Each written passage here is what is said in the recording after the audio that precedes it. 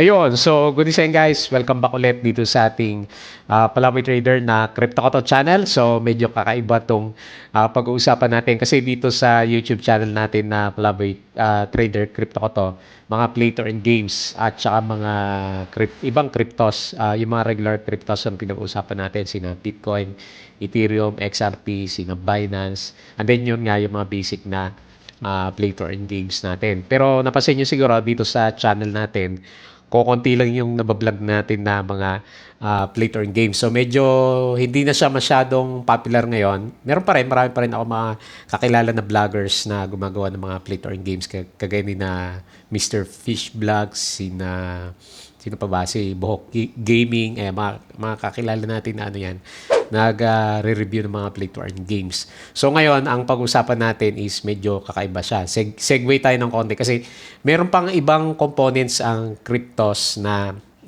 hindi ko din masyado nakikita sa mga nagre-review. So siguro kasi nga medyo mataas yung risk nito.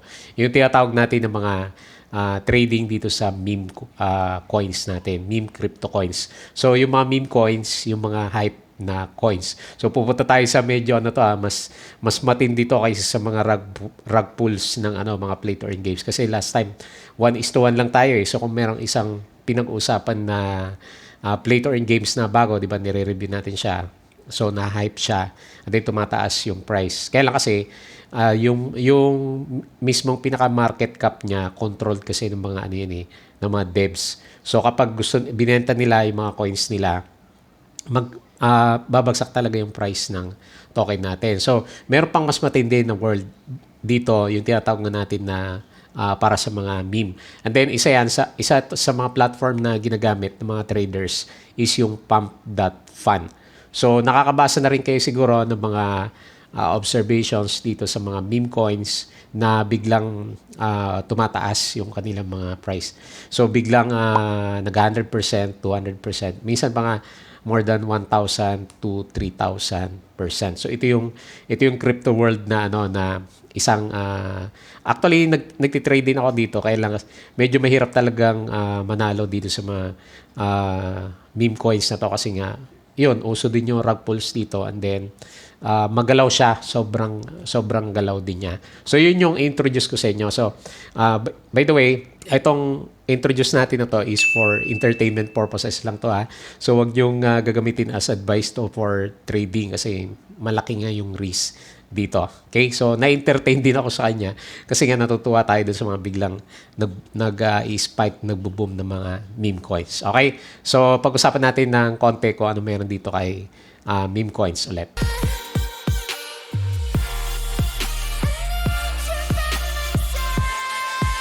Okay, so welcome guys nga dito sa channel natin at bibigyan ko kayo ng introduction dito sa tinatawag natin na mga meme coins. So, bago tayo magpatuloy, as usual, yung ating channel, Palaboy Trader Crypto Koto sa mga, normally mga play to earn games yung nire-review natin dito, di ba? Ayan, so may mga videos tayo or trading sa cryptos.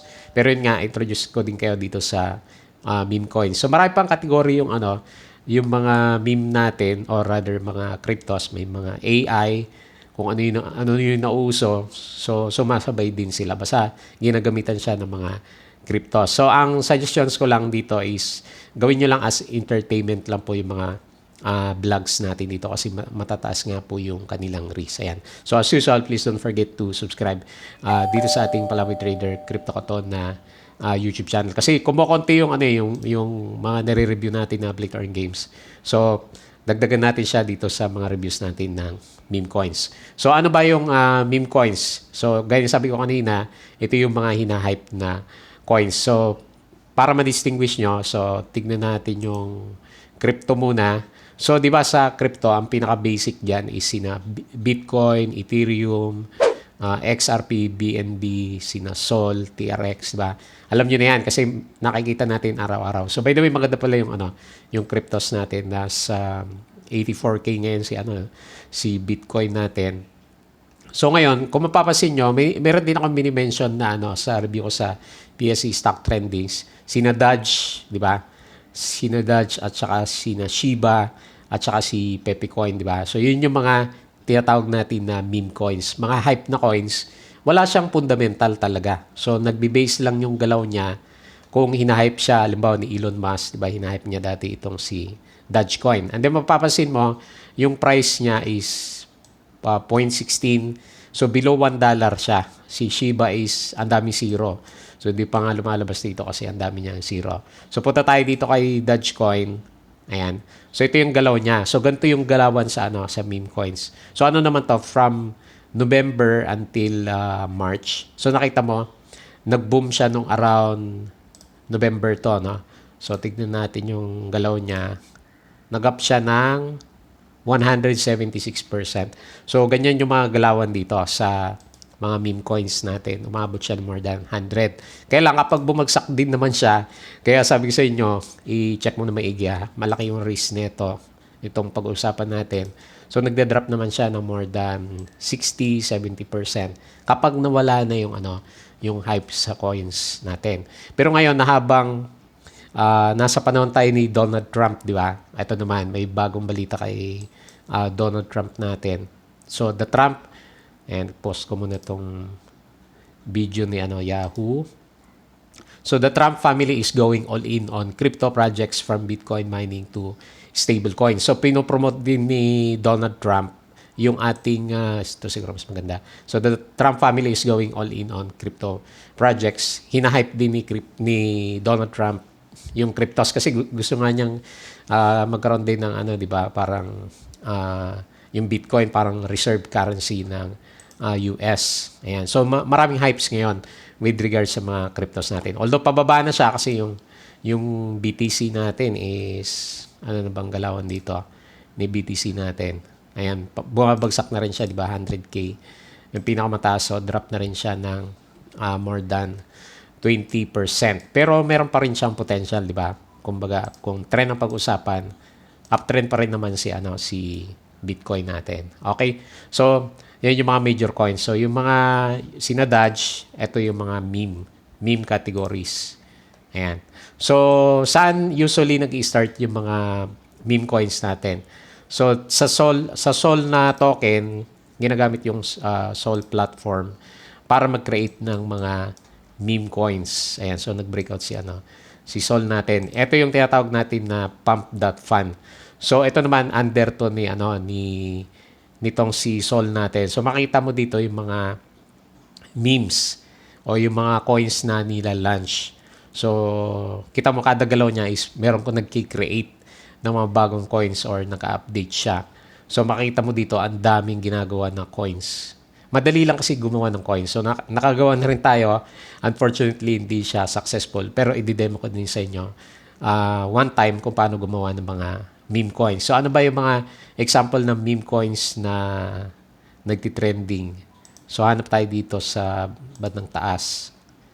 Hanap tayo. So, merong retard finder coin, merong tit coin, ayan. So, lahat na. House coin, fat niga, ayan. So, tignan nga natin to. Ayan. So, mga US yung mga madalas gumawa ng mga ganito eh. So, makikita mo yung mga chart nila. So, tingnan natin ha. Okay. So, medyo mabagal yung net natin. So, meron din siyang mga launching ng coin. Ayan. Grabe yung galaw niya, di ba? Kung makikita mo siya. Ayan. Ano ba yung time frame? 5 minutes. Lagay natin sa day chart para makita natin yung galaw. Ayan. So, makita mo dito. Ayan. Umakit naman siya. Ayan. So, makikita mo dito yung coins niya. Tapos, merong panukat dito si trading view natin. Pag sinukat mo siya, mula dun sa launching niya is, ayan 2,000%, umakyat siya ng up to 4,000%. So ngayon, mapapansin mo, ganyan na ganyan yung galawan ng mga nire-review natin dito na mga play to earn games last time. Nung kasikatan niya, yung mga play to earn games natin, yan. Yan yung mga nire-review natin last time. Although hindi naman sila meme coins, parang play to earn games naman yan eh. Yung category niya. Pero ganun din, maabot din siya ng mga 1,000%, 3,000%. So yun yung mga yung mga benefits or kagandahan nito as compared sa traditional trading natin, di ba? Mga 10%, 20%, masaya na tayo. Pero dito Mga ganyan yung galawan, mga 4,000 percent, 1,000, 2,000. Ayan. So, kung mantakin mo, kung meron kang $100 times 40x, magiging $40,000 na yun, di ba? So, mga 2 million na siya. Kung naantay mo siya na pumunta hanggang dito sa bandang taas and then nakapag-take profits ka sa kanya. Ayan. So, kung malaki yung opportunity dito sa mga meme coins natin, syempre, malakas din dito yung yung mga pump and dump na tinatawag natin. So dito si Pump and Fund, dito nag-initialize yung mga meme coins. Dito sila nagki-create. Bago siya makilala, parang si Dogecoin, bago siya makilala. Ayan. So dami-dami nilang ginagawa dito. So pwede mo tignan dito, Pump.Fund. Okay. So para naman ma-screen mo siya for trading purposes natin, so punta ka naman sa mga screener. So ang ginagamit ko dito is si Dex screener naman. So maraming gumagawa ng platform or tokens na sinusupport yung meme coins. Pinaka-common diyan si Solana. Ayan. So Solana yung diyan. Tapos yung sa mga play to earn games natin last time, Binance Smart Chain, dito naman siya. So pwede mong i-filter out per minute, per hour, per 20 hours. So makita mo dito, alam mo, sa Binance Smart Chain, merong maumakyat in one day ng 600%. Ayan. Pero syempre, of course, yung risk dyan is meron din namang bumabagsak. Ayan. Halimbawa, in 24 hours, tong token na to, Easy Coin, nag-drop na siya ng 50%. So titignan natin yung day chart niya. Ayan. So kasi nga pabagsak na siya.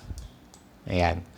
So ito mga coins na to, okay, yung iba sina Solana, pwede mo siyang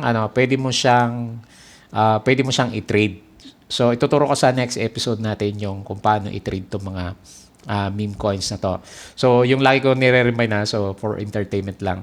So ginagawa ko din siya para lang ma-amuse tayo kasi very fast yung yung movement. Kaya lang hindi ako syempre naglalagay ng malaking capital sa mga to kasi nga kadalasan is more than 99% siguro mga pump and dump. Kasi kung papasinin mo dito sa crypto world natin, yung mga kategory na meme coins, yung pinag-uusapan natin ngayon, dalawa lang. So sa dami ng nila-launch na coin every minute, dalawa lang yung nakaabot ng kumbaga tughatog ng tagumpay ng mga coins natin. Pero yun nga, habang gumagalaw sila is malaki yung mga opportunities nila. Kasi, halimbawa to, meron akong monitor dito. Ayan, nag-drop na siya kaagad. So, nag-up na siya ng more than 40% kanina doon sa entry level ko kasi nagtitrade din ako sa kanya. And, ayan, hindi lang ako nakatingin sa kanya. Nag-drop na siya kaagad ng 20%. So, nawalan ako ng 20% opportunity cost para dito sa isang coin na binabantayan natin. So ganyan yung yung galawan dito kaya mahirap din maglagay ng malaking capital sa kanila. Okay? Pero yung opportunity nandoon kasi may mga news na lumalabas na yun nga kagaya nun 4,000x, di ba? 4,000x. So laki times 40x o 400x yung yung capital na nilagay mo sa kanya kung na-timingan mo siya. So kumbaga parang loto tong mga tong category ng mga meme coins natin. Okay?